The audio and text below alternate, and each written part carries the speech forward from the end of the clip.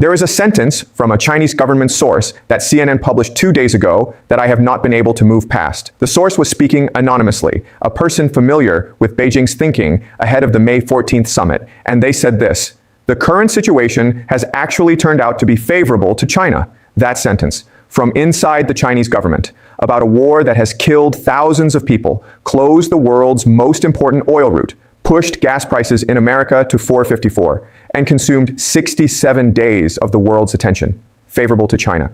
I want to spend this video explaining exactly what that means, why Xi Jinping is walking into the Beijing summit with more leverage than any Chinese leader has held in a negotiation with an American president in a generation, and why the choice Xi is about to hand Trump is one that America genuinely cannot refuse. Trump flies to Beijing on May 14th. That is 8 days from now. And the situation he is flying into is not the situation he planned for when he launched this war on February 28th. Let me give you the picture as it stands today, because I think the gap between what Trump expected and what actually happened is the whole story of this summit. Trump delayed his original March visit to Beijing because the war in Iran was supposed to be finished by then. His advisors told him a quick win in Iran would give him leverage going into the summit. He would arrive in Beijing having demonstrated American military power, having reopened Hormuz, having removed Iran's nuclear threat, and having done it in weeks. He would arrive strong. That is not what happened. Instead, Trump arrives in Beijing 67 days into a war that has not ended.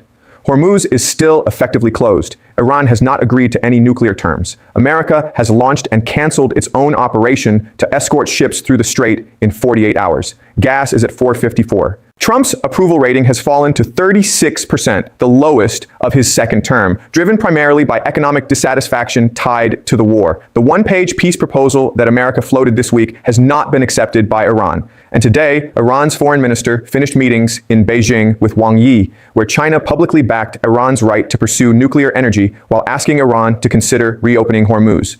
China was in the room with Iran today. Trump arrives in that same room in 8 days. The Chinese source CNN spoke to said something else that I want to read you exactly. They said Trump delayed his visit to Beijing, probably partly feeling he hasn't gotten enough leverage. And then they said, speaking about the war, but look at him now. The standoff in Iran has dragged for so long with no progress. That is a Chinese government insider describing Trump's position before the summit. No leverage, no progress. The quick win he was counting on did not happen. Now, let me explain the specific choice Xi Jinping is going to hand Trump in Beijing, because I think understanding the structure of that choice is the most important thing you can know about where this war ends. China's position going into this summit has 3 components, and all 3 of them put Trump in a position where every option he has comes with a cost he does not want to pay. The first component is Iran's oil. China buys approximately 90% of Iranian oil exports. This is confirmed by the United States government. China's purchases fund the Iranian government. They fund the IRGC. They give Iran the economic runway to keep Hormuz closed, to reject American peace proposals, to fly its foreign minister to Beijing instead of calling Trump. Without China's oil purchases, Iran's ability to sustain this standoff collapses within months. With China's oil purchases, Iran can wait indefinitely. Trump knows this. He said on CNBC weeks ago that he thought he had an understanding with Xi about weapons shipments. He said China broke that understanding. His response was a shrug. That's the way war goes. He moved on. The reason he moved on is the first component of Xi's leverage. America cannot sanction China's oil purchases from Iran without triggering a confrontation that would dwarf the Iran war itself. Secondary sanctions on Chinese banks, on Chinese energy companies, on the dark fleet infrastructure that moves Iranian crude to Chinese refineries would mean financial warfare against the world's second largest economy.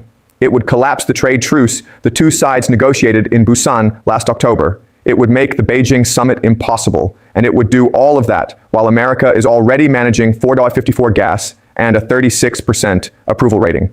Xi does not need to say any of this in the meeting. Trump already knows it. The unspoken fact in the room is that China is keeping Iran's war machine funded, and America cannot stop it without starting a bigger fight. That is leverage component 1. The second component is Taiwan. Brookings published an analysis days ago describing what China wants from this summit, and one of the key signals Beijing has been sending is that Taiwan cannot be avoided. China wants Trump to endorse principles that Xi has championed: win-win cooperation, peaceful coexistence, mutual respect, and baked into those principles from Beijing's perspective is American recognition of China's core interests, specifically Taiwan.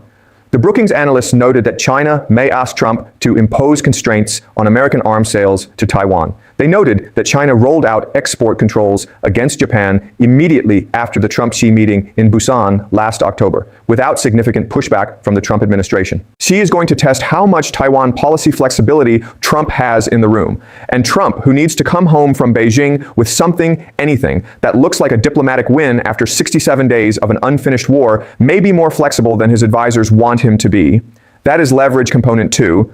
The third component is the most immediate and the most relevant to the Iran war specifically. Xi can offer Trump the thing Trump needs most right now to end the war: pressure on Iran to accept the one-page deal. China pressed Iran today in the Wang Yi-Aragchi meeting to stop threatening Gulf infrastructure and to move toward reopening Hormuz. CNN reported that. Al Jazeera reported it. The CNBC analysis confirmed it. China is increasingly frustrated with Iran's continued closure of the strait. China imports roughly a third of its oil through Hormuz, and the closure is starting to hurt China's economy.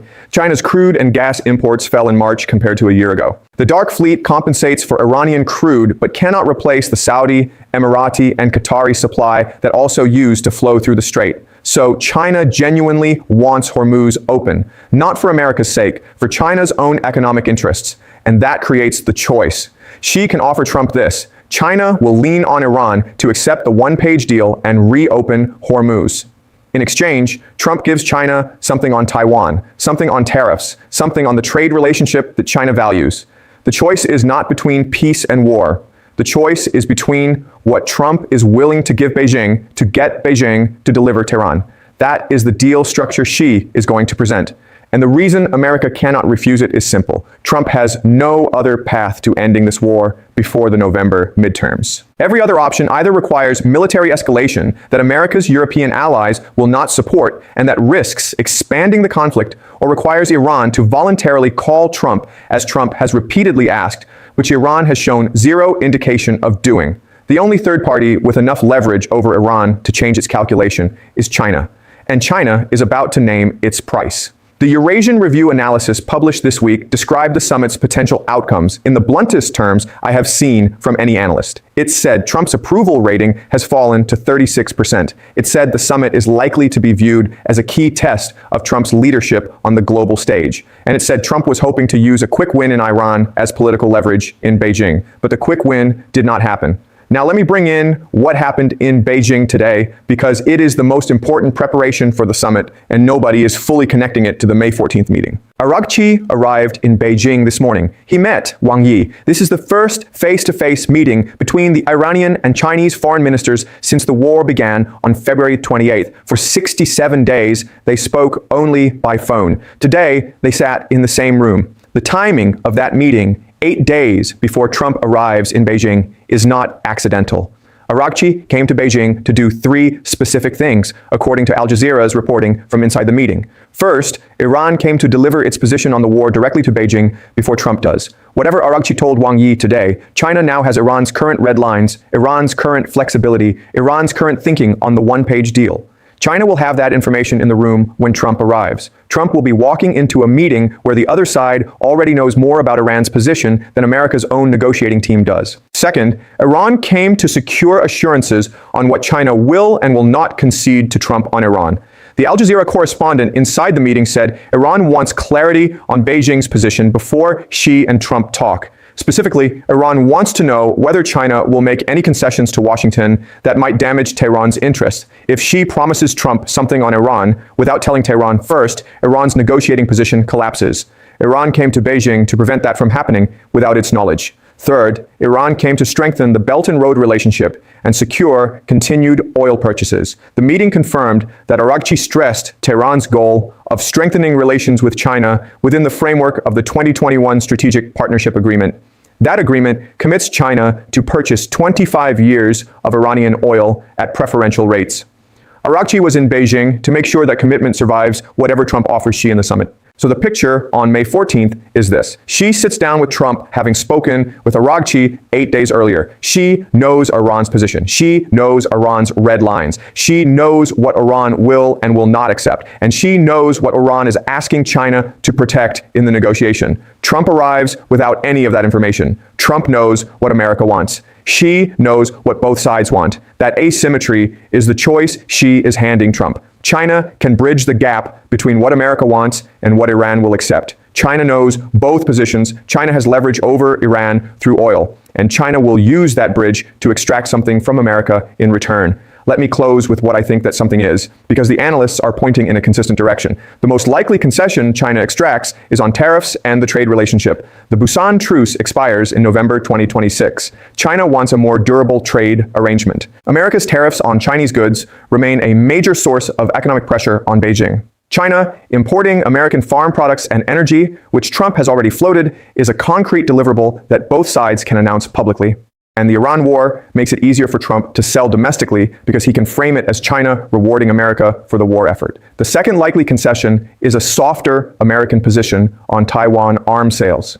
Brookings described this as China's core ask. Trump, who has already demonstrated he values his relationship with Xi personally and has said Xi wouldn't challenge me because of me, may be willing to accept language on Taiwan that his advisors would not recommend, but that he finds acceptable in the room. The third possible concession, less likely but on the table, according to multiple analysts, is American acceptance of China's role in any post-war Hormuz arrangement. If China is part of the new security framework for the Strait, China gains permanent institutional presence in the Middle East energy infrastructure. That is a massive strategic prize. And it may be what Xi asks for in exchange for delivering Iran. The Chinese government source who told CNN this war has been favorable to China was not boasting. They were describing a structural reality. China did not start this war. China did not fight in it. China has profited from it economically through elevated oil prices and Iranian crude at a discount. China has used the window of American distraction to advance in the South China Sea. China has built its information advantage by meeting with Araghchi dozens of times while America managed its war cabinet. And now China sits at the center of the only available path to ending the conflict. Trump is flying to Beijing. Xi Jinping knows what both sides want. Trump knows what one side wants. And the choice Xi is about to hand Trump is the most consequential offer any American president has received in a summit in years. The question is what Trump gives up to get what he needs. America cannot refuse the deal because America has no other way home. Let me add one more dimension that I think makes the Beijing summit more consequential than anything I have described so far. There is a scenario that none of the analysts are fully pricing in, and I want to name it directly because I think it is more likely than the coverage suggests. Xi does not offer Trump a bridge to Iran. Xi offers Trump something bigger. Xi offers Trump a public demonstration of Chinese pressure on Iran timed to the summit that Trump can present to American voters as proof that the Beijing trip worked. Here is what that looks like in practice. Between now and May 14th, China presses Iran through back channels to signal flexibility on the one-page deal. Not to accept it, not to sign it. Just to signal flexibility, Iran sends a message to Pakistani mediators that it is prepared to continue negotiations on terms closer to America's position. That message leaks or is deliberately released around the time Trump lands in Beijing. Trump walks into the summit able to say, look, China is already helping, the deal is moving, the war is ending. Xi gets the credit for facilitating. Trump gets the political win he needed. Iran gets assurances about what China will protect in the final deal. And the summit produces a joint statement about both sides cooperating on Middle East stability that gives both leaders something to show their domestic audiences. This is not speculation. This is the pattern that both the Trump White House and Beijing have used before. In the lead up to the Busan summit in October 2025, both sides engineered deliverables to announce at the meeting, including the trade truce framework. The pattern of stage managing summits with pre-negotiated outcomes is well documented in US-China diplomacy, and the China government source CNN spoke to gave the clearest indication yet that Beijing is thinking along these lines. The source said Beijing views this summit as a singular opportunity to secure a more stable, long-term relationship with America. That phrase, singular opportunity, means Beijing is not going to waste this meeting on generalities. Beijing wants concrete outcomes, and the most concrete outcome available is a visible role in ending the Iran war. The Fudan University professor who serves as a foreign ministry advisor, told CNN, and I want to quote this directly, the current situation has actually turned out to be favorable to China. And then he said something about Trump. Trump is very clever. He doesn't directly target China, but he first knocked out Venezuela, then he went after Iran, essentially clipping China's wings in these regions. That framing is extraordinary. A Chinese government advisor describing Trump's strategy as clipping China's wings, but also saying the current situation is favorable to China.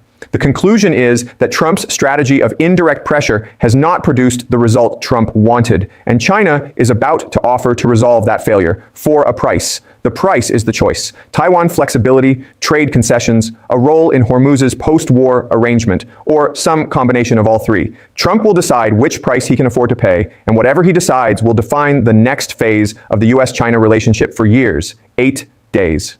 That is how long until Trump walks into a room where Xi has spoken to Iran's foreign minister 8 days before, knows Iran's position, holds Iran's oil economy, and has been watching this war be favorable to China for 67 days. The choice Xi hands Trump in that room is the most important diplomatic moment of this war. And America cannot refuse it because America has run out of every other option.